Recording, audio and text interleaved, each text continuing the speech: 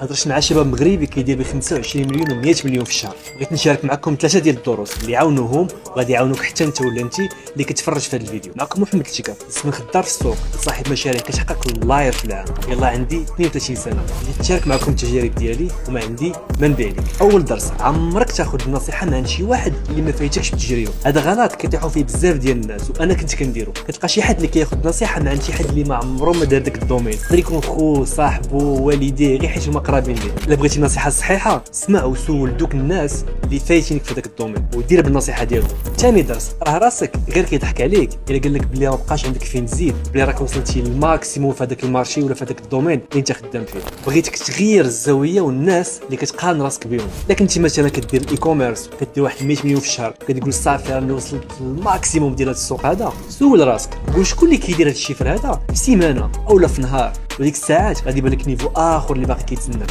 ثالث درس، شحال ما زدتي في النجاح ديالك عطيه وعاون الناس اخرين. ما تنساش منين جيتي، دير الخير وعاون الناس وحده اخرين باش ينجحوا، ربي غيدير لك البركه في الرزق ديالك ويجيك الخير من حيث لا تحتسب.